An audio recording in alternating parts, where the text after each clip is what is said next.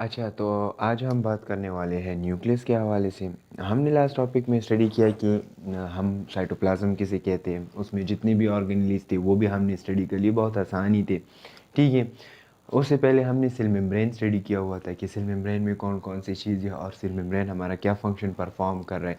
यहाँ पे जो है ना, आज हम जिसे कहते हैं ना ब्रेन ऑफ द सेल को हम स्टडी करेंगे। ठीक है। बहुत सा आसान टॉपिक है। ठीक है। न्यूक्लियस। न्यूक्लियस का जो एनाटॉमिकल स्ट्रक्चर है और इसका जो फिजियोलॉजी है, आज हम उसको कवर करेंगे। ठीक है। बहुत ही आसान, लेकिन इसको अगर आप फोकस से देखें ना तो बहुत आसान हो जाएगा।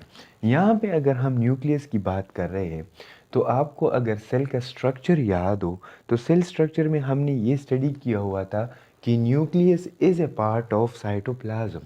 मतलब as a part of cytoplasm का मतलब ये है कि ये साइटोप्लाज्म का जो की जगह है ना, वहाँ पे प्रेजेंट है, लेकिन ये उससे सेपरेटेड है बाय न्यूक्लियर मेम्ब्रेन। लेकिन वो जो साइटोप्लाज्म का स्ट्रक्चर है ये situated with in the cytoplasm है। ठीक है ना। अगर हम उसकी बात करें, हम इसकी सेपरेशन कैसे करेंगे, why how we will distinguish between the nuclear membrane and the cytoplasm. ठीक है। तो यहाँ पे हम न्यूक्लियस की ज़रा डिफिनीशन कर लेते हैं, फिर उसके बाद जो उसका स्ट्रक्चर है वो डिफाइन करेंगे, और उसमें जितने भी कंपोनेंट्स प्रेजेंट है उसका स्ट्रक्चर एंड उसका फंक्शन जो है ना वो आज हम परफॉर्म देखेंगे। ठीक है। Now nucleus, what is nucleus? Nucleus जो है ना ये कोर ऑफ द सेल है। Core of the cell. Core of the cell का मतलब ये है कि it is present in the centre, in the centre of the cell. Centre of the cell में प्रेजेंट है। ठीक है। मैं यहाँ पे डायग्राम्स भी डाल रहा हूँ। ठीक है। सेंटर ऑफ द सेल में प्रेजेंट है। इसके अलावा जो सेल है ना, ये गाइडेड बाय न्यूक्लियस है। गाइडेड बाय न्यूक्लियस का मतलब ये है कि जितने भी सेल एक्टिविटीज़ हो रहे होते हैं वो कौन इसे ऑर्डर दे रहा होता है, वो हमारे पास जो न्यूक्लियस है वो इसके लिए रिस्पॉन्सिबल है। ठीक है। It is also called brain of the cell. Brain of the cell का मतलब ये है कि ब्रेन हमारा जो जो जितने भी फंक्शंस हमारे पास ब्रेन परफॉर्म कर रहा होता है, इतनी फंक्शंस और कोई भी नहीं कर रहा। लेकिन यहाँ पे जो ब्रेन ऑफ द सेल है ना, वो क्या है हमारे पास? वो हमारे पास सेल है। ठीक है। नाउ अगर हम न्यूक्लियस है। ठीक है। नाउ अगर हम इसकी स्ट्रक्चर की बात कर ले, स्ट्रक्चर ऑफ द न्यूक्लियस, तो ये बहुत आसान है। स्ट्रक्चर जो है ना, ये इसका, ये एक हमारे पास सेल हो गया। ठीक है। इसमें हमारे पास जो सेंटर है, ये हमारे पास न्यूक्लियस हो गया, और इसके सेंटर में हमारे पास न्यूक्लियोलस प्रेजेंट होता है। ठीक है। नाउ अगर हम यहाँ पे देख लेना तो पहले इसकी कंपोनेंट्स को लिख देते हैं कि कौन कौन से कंपोनेंट्स इसमें प्रेजेंट है। ठीक है। तो कंपोनेंट्स में हमारे पास पहला जो है वो हमारे पास है न्यूक्लियर मेम्ब्रेन, एक हो गया। ठीक है। इसके बाद हमारे पास जो है ना वो है न्यूक्लियोप्लाज्म। ठीक है।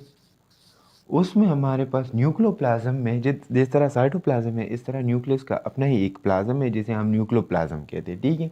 इसके बाद हमारे पास है क्रोमेटिन। ठीक है। और न्यूक्लियोलस। ये सारे कंपोनेंट्स है इस न्यूक्लियस की। नाउ हम पहले जो है ना किस चीज़ की बात करेंगे? न्यूक्लियर मेम्ब्रेन की। ये हमारे पास क्या हो गया? ये है न्यूक्लियर मेम्ब्रेन। ठीक हो गया। ये एरिया जो है ना, ये वाला एरिया, इसे हम न्यूरोप्लाज्म कहते हैं, न्यूक्लियोप्लाज्म। ठीक है। न्यूक्लियोप्लाज्म। साइटोप्लाज्म। इसमें इस तरह के थ्रेड लाइक स्ट्रक्चर्स प्रेजेंट होते हैं, ठीक है। इस थ्रेड लाइक स्ट्रक्चर को हम क्रोमेटिन कहते हैं, ठीक हो गया। अब इसके सेंटर में जो ये होल प्रेजेंट है ना, ये वाला, इसे हम कहते हैं न्यूक्लियोलस, ठीक है। तो ये इसके कुछ कंपोनेंट्स है। अभी हम इस एक एक को स्टडी करेंगे कि सेल न्यूक्लियर मेम्ब्रेन जो है वो किस तरह का है, न्यूक्लियोप्लाज्म किस तरह का है, क्रोमेटिन एंड न्यूक्लियोलस किस तरह का है, ठीक है।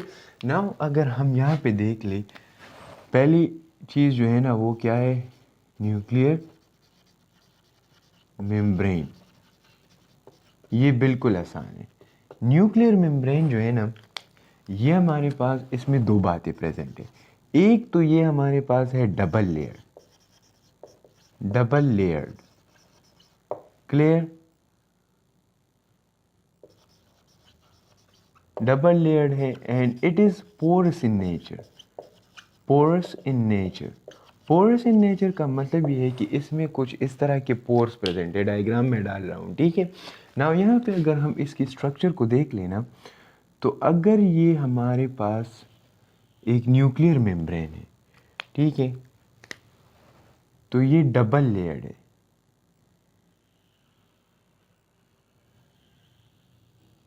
एक लेयर ये हो गई, एक हम इस अंदर वाले लेयर को हम क्या कहते हैं, inner layer, inner membrane.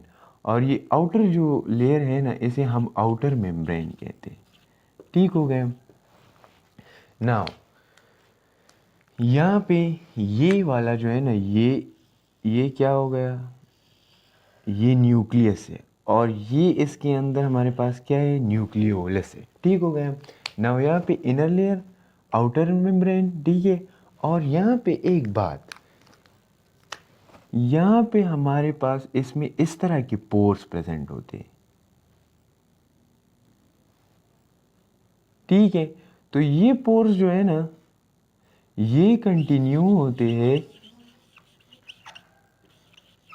Rough endoplasmic reticulum के साथ, उसका जो लूमेन है ना उसके साथ ये कंटिन्यू होता है, और जितनी भी सब्सटेंसेस है वो साइटोप्लाज्म की तरफ उसके साथ कम्युनिकेट करता है, ठीक है।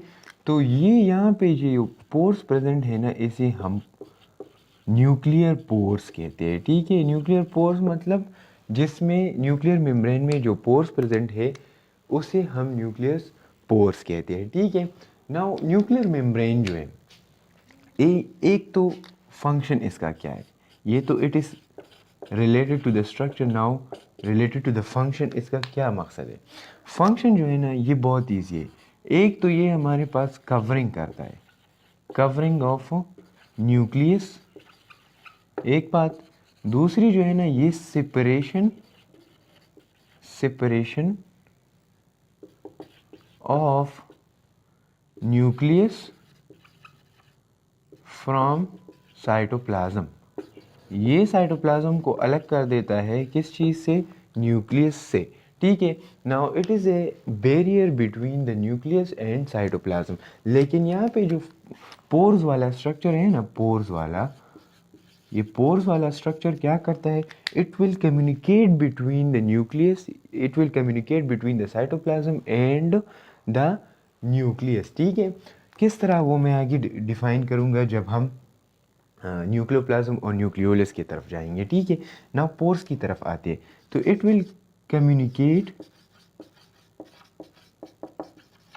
Between nucleus and cytoplasm.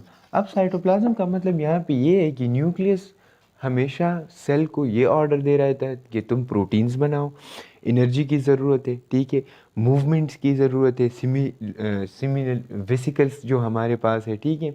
तो उसको जो ऑर्डर्स मिल रहे होते हैं तो वो किस तरह के मिल रहे होते हैं, उसके लिए स्पेसिफिक प्रोटीन्स यूज़ होते हैं। तो वो प्रोटीन जो है ना, ये पोर्स के ज़रिए वो यहाँ से निकल कर, यहाँ से आकर साइटोप्लाज्म में स्प्रेड हो जाते हैं, तो उससे वो ऑर्डर जो है ना वो साइटोप्लाज्म की ऑर्गेनेलीज को मिल जाता है। ठीक है, तो यहाँ पे अगर हम न्यूक्लियर मेम्ब्रेन की बात कर रहे हैं तो ये एक डबल लेयर है, पोरस इन नेचर है। ठीक है, और इसका जो फंक्शन है ना वो कवरिंग ऑफ द न्यूक्लियस है, separation of the nucleus from the cytoplasm, and pores जो है ना वो हमारे पास क्या करता है, communicate between the nucleus and cytoplasm. ठीक हो गया। नाउ हम न्यूक्लियोप्लाज्म की तरफ जाते हैं। ठीक है, कि न्यूक्लियोप्लाज्म हमारे पास क्या करता है। न्यूक्लियोप्लाज्म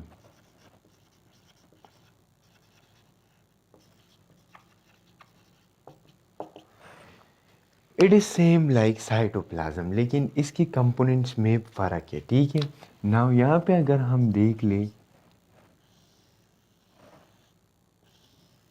ये न्यूक्लियस हो गया, तो इसका ये एरिया है ना, इसको हम न्यूक्लियोप्लाज्म कहते हैं। ठीक है, जिसमें एक ऑर्गेनेलीज जो है ना वो सिचुएटेड होते। अगर हम यहाँ पे देख लें तो न्यूक्लियोप्लाज्म जो है ना इट इज़ ए हाईली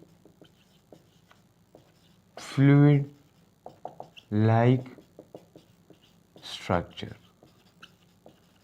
ठीक है, it is highly fluid like structure and it will contain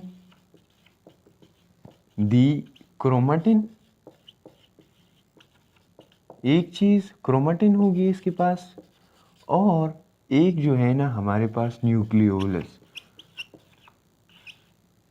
nucleolus. ठीक है, तो ये दो चीज़ें जो है ना वो हमारे पास कहाँ पे प्रेजेंट है, न्यूक्लियोप्लाज्म में प्रेजेंट है। ठीक हो गया। इसका जो स्ट्रक्चर है ना न्यूक्लियोप्लाज्म का, तो ये कुछ इस तरह का होता है।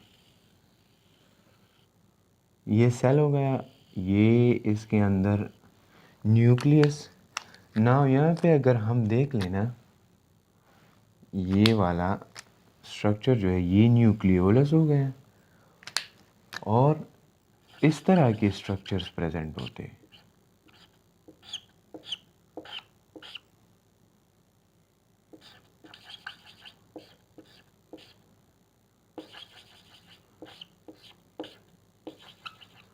कुछ इस तरह के स्ट्रक्चर्स इसके अंदर प्रेजेंट होते हैं। ठीक है, तो इसे हम क्या कहते हैं, इसे हम कहते हैं क्रोमेटिन।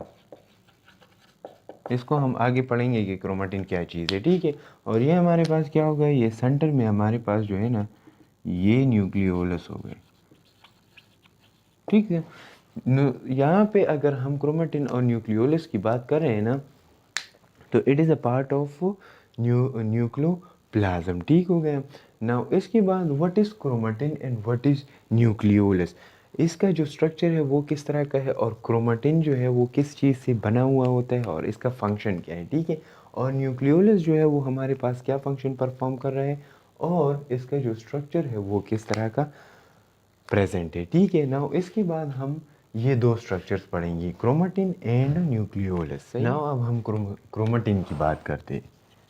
तो क्रोमेटिन जो है ना it is specially related to the cell division. ठीक है, क्रोमेटिन जो है it is a thread like structure, thread like structure, and it is the part of DNA. Now, how it is a part of DNA?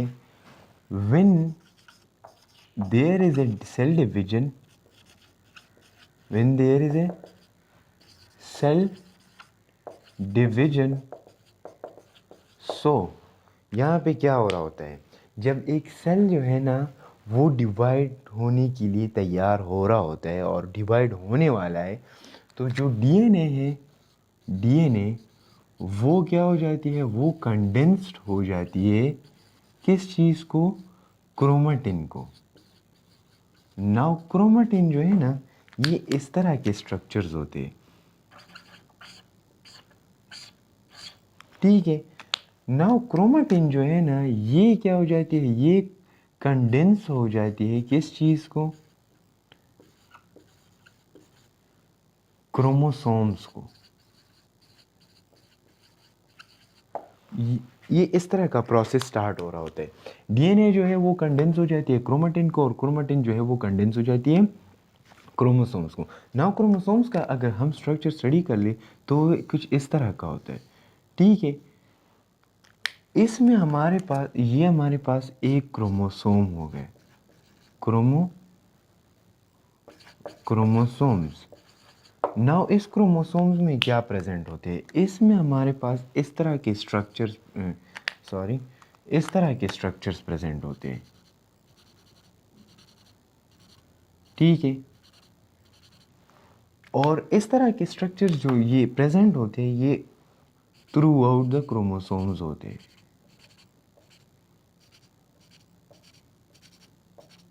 इसे हम क्या कहते हैं, इसे हम जीन्स कहते हैं। Now what is genes? Genes is a unit of DNA, जिसमें हमारे पास जितनी भी वो हेरिडिटरी इंफॉर्मेशन होती है ना वो जीन के अंदर होती है, ठीक हो गया।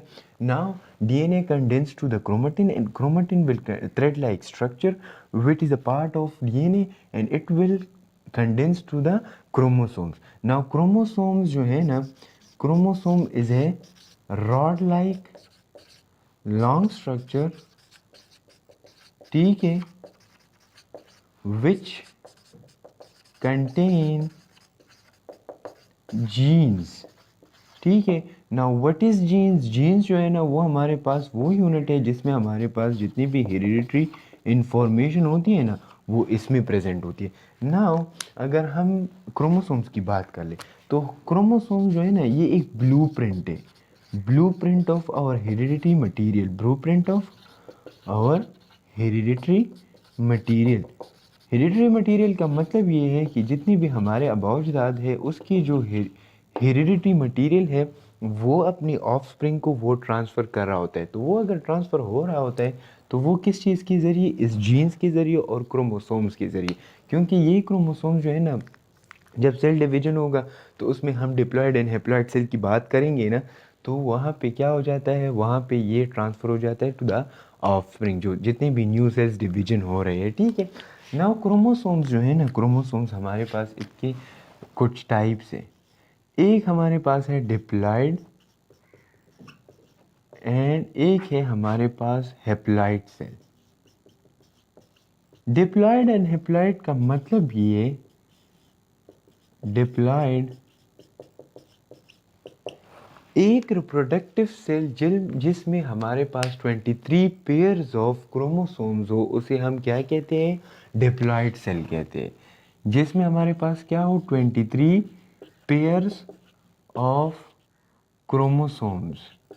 एक सेल में, एक रिप्रोडक्टिव सेल में अगर हमारे पास 23 पेयर्स ऑफ क्रोमोसोम्स है तो उसे हम क्या कहेंगे? डिप्लॉयड, ठीक है। नाउ इसके बाद हमारे पास क्या है? Haploid cell. हैप्लॉयड सेल में क्या होगा?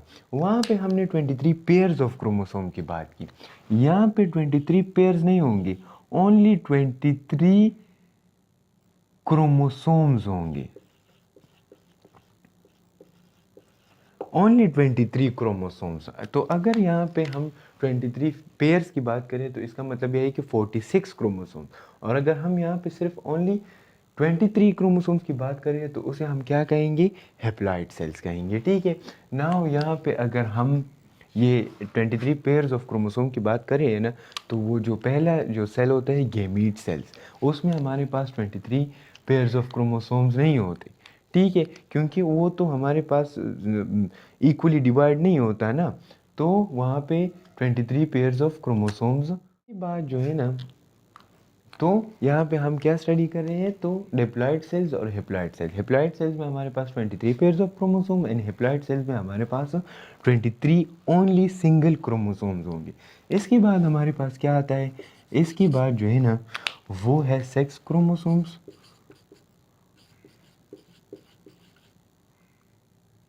Chromosomes and autosomes.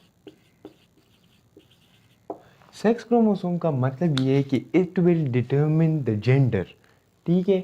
यहाँ पे अगर हम सेक्स की बात कर रहे हैं ना तो इसका मतलब ये है कि जेंडर, तो जो 23 क्रोमोसोम्स होते हैं, 23 पेयर्स ऑफ क्रोमोसोम्स, उसमें एक पेयर जो है ना,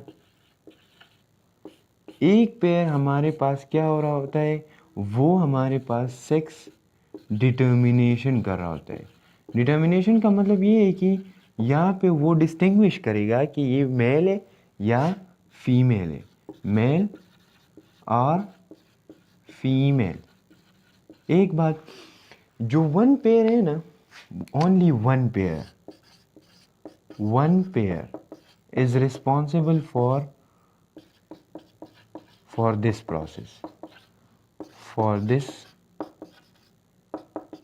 प्रोसेस, ठीक है, जो जेंडर की डिटर्मिनेशन करेगा, ठीक है, जेंडर की डिस्टिंग्विश करेगा। और इसके बाद जो 22 पेयर्स रिमेनिंग है, इसे हम क्या कहते हैं, इसे हम कहते हैं ऑटोसोम्स। ठीक हो गया। तो 23 पेयर्स है, इसमें एक पेयर जो है ना वो सेक्स डिटर्मिनेशन करता है मेल और फीमेल के लिए, और जो one pair is responsible for this. ठीक है ना। इसके बाद जो 22 पेयर्स रह जाते हैं ना, उसे हम क्या कहते हैं, उसे हम ऑटोसोम्स कहते हैं ना। एक बात यहाँ पे, एक और बात है, मैं फीमेल के लिए हमारे पास क्या है, डबल एक्स क्रोमोसोम्स।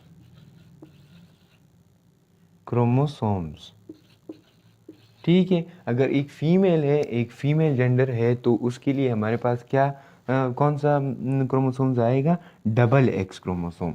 अगर एक मेल है तो उसके लिए हमारे पास एक जो है ना एक्स एंड वाई, ये एक्स एंड वाई क्रोमोसोम्स हमारे पास क्या होंगे, अपेयर होंगे। तो इसका मतलब ये है कि ये हमारे पास क्या होगा, ये मेल जेंडर हो गया, और ये जो है ना फीमेल जेंडर। अगर डबल एक्स आ गई तो फीमेल जेंडर, अगर एक्स एंड वाई आ गई तो इसका मतलब क्या है कि ये हमारे पास क्या है, मेल है। ठीक है, तो ये it is related to the chromatin.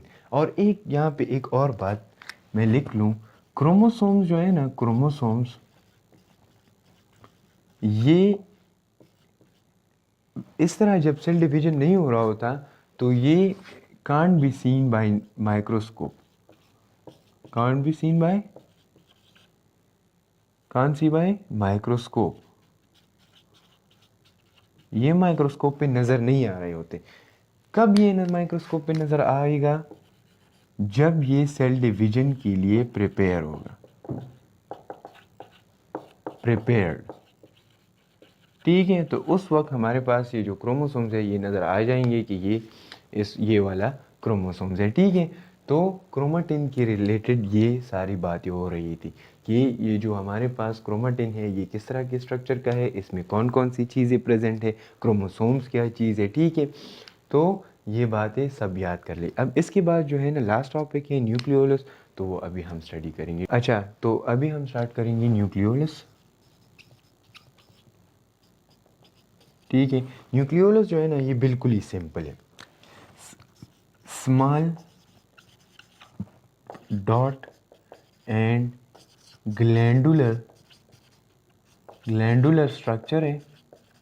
ठीक है, and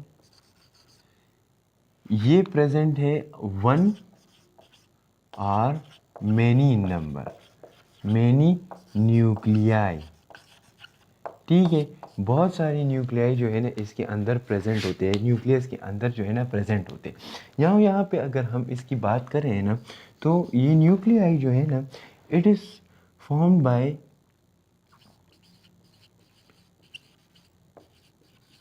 many proteins and RNA. इसमें हमारे पास क्या प्रेजेंट है, प्रोटीन्स एंड आरएनए प्रेजेंट है। नाउ जो आरएनए है ना, आरएनए, इसमें जो आरएनए प्रेजेंट है, ये आरएनए किस चीज़ से बनी हुई है, 5 different types of chromosomes,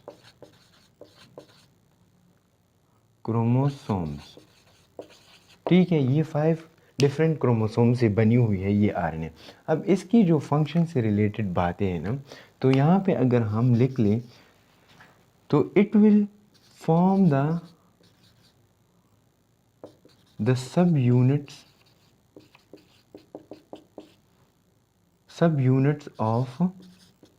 subunits for cytoplasm for the formation of proteins। अब यहाँ पे हमने वो पोर्स की बात की थी ना, अब यहाँ पे देख लें, ये अगर हमारे पास क्या है, ये एक सेल हो गया, ठीक है। अब इसके अंदर ये न्यूक्लियस, ठीक है, न्यूक्लियस के अंदर जो है ना, यहाँ पे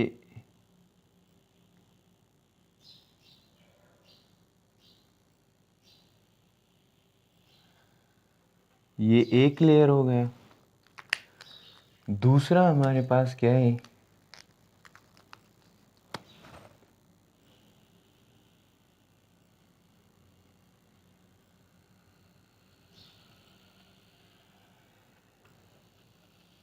ये आउटर लेयर हो गया, ठीक है।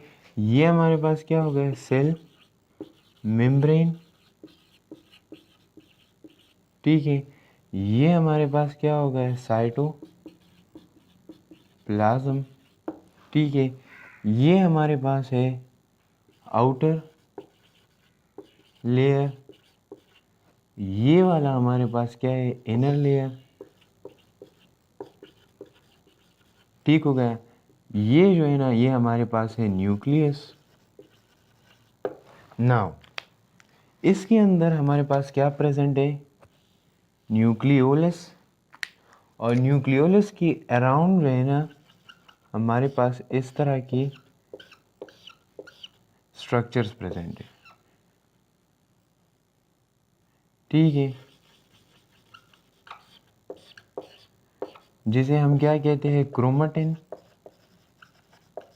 एक चीज, और इसे हम क्या कहते हैं, न्यूक्लियोलस।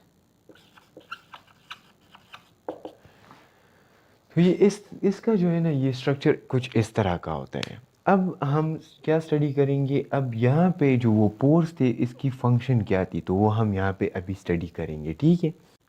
अच्छा, तो अब यहाँ पे देख लें, यहाँ पे जो हमारे पास पोर्स प्रेजेंट थे ना, जो पोर्स यहाँ पे प्रेजेंट थे, तो अगर आप देख लें, जो सब यूनिट्स यहाँ पे बन रहे होते हैं, जो सब यूनिट्स यहाँ पे बन रहे होते हैं, तो वो क्या हो रहा होता है, वो सब यूनिट्स जो है ना, वो सब यूनिट्स हमारे पास इसके ज़रिए कहाँ पे आ जाते हैं,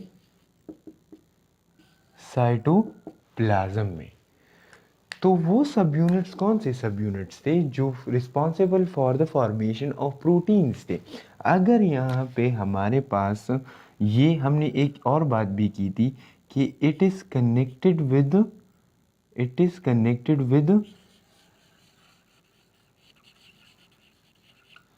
द एंडोप्लाज्मिक रेटिकुलम, और एंडोप्लाज्मिक रेटिकुलम का जो लूमिन है ना, लूमिन ऑफ द एंडोप्लाज्मिक रेटिकुलम, उसके साथ ये कनेक्टेड है।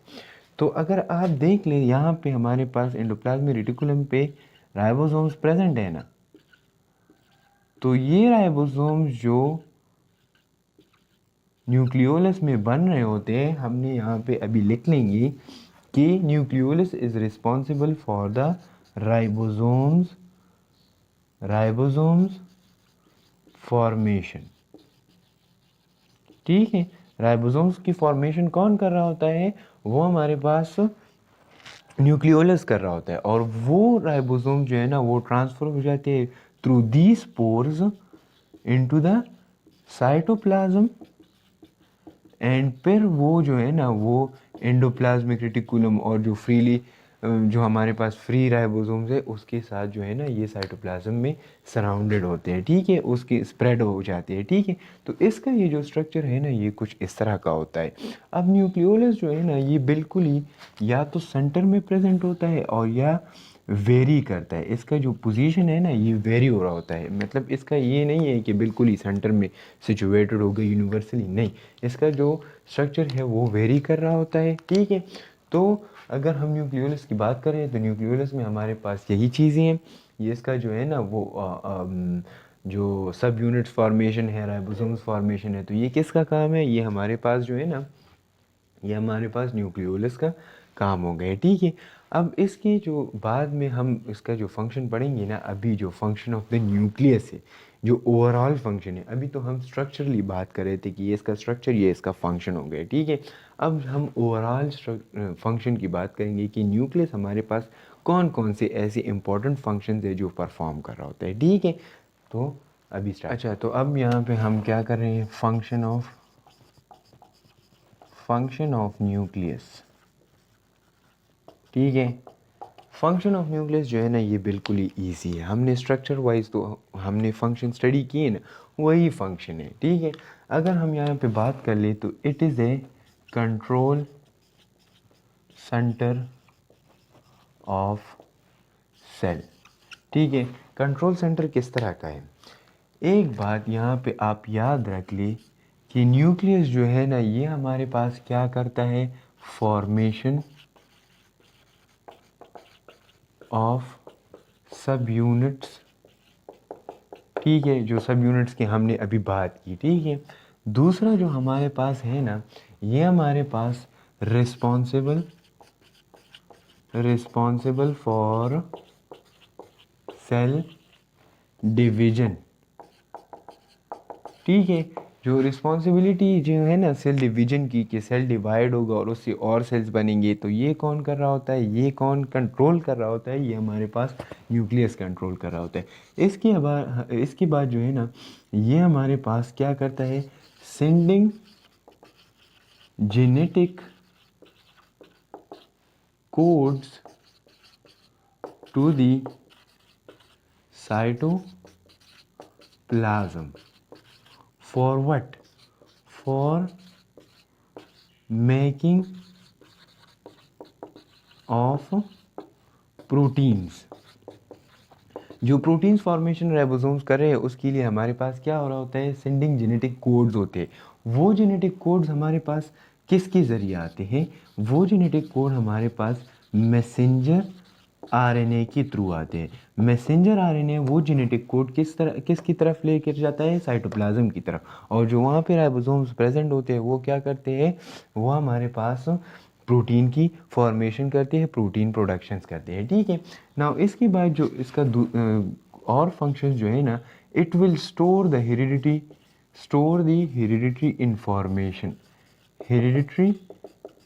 इंफॉर्मेशन, जितनी भी हेरिडिटरी इंफॉर्मेशन है ना, ये हमारे पास क्या होते हैं, ये हमारे पास न्यूक्लियस के अंदर जो है ना वो स्टोर होते हैं।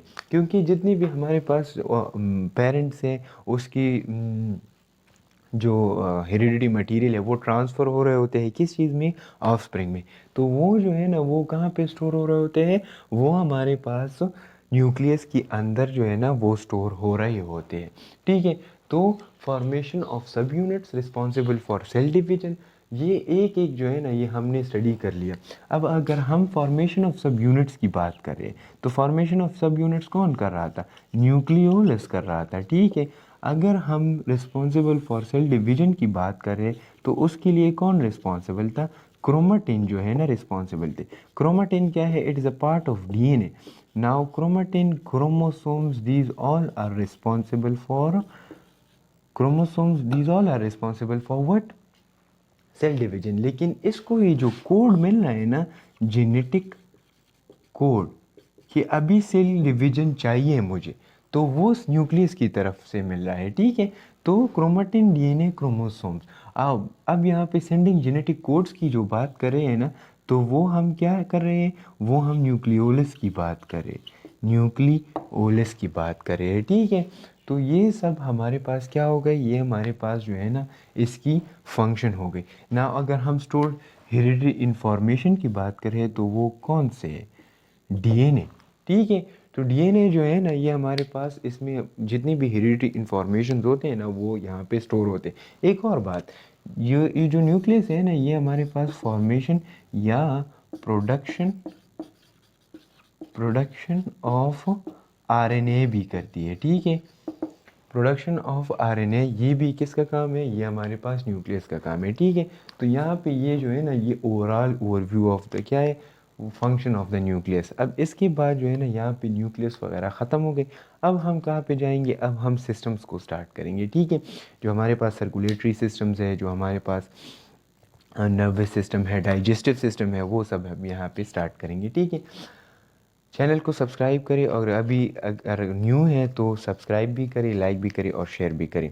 ये इस तरह के जो टॉपिक्स होते हैं ना, ये ओवरऑल जनरल टॉपिक्स है, ठीक है। अब यहाँ पे हम एनाटॉमी और फिजियो जो है ना, वो क्या करते हैं, वो हम मिक्स पढ़ रहे होते हैं। मिक्स इसलिए पढ़ रहे होते हैं क्योंकि इसमें अगर हम इसे सेपरेट करेंगे तो वो बहुत मुश्किल हो जाता है। तो अब स्ट्रक्चर के साथ अगर हम फंक्शन भी रिलेट करें तो वो बहुत ईजी हो जाता है, ठीक है। So thank you so much.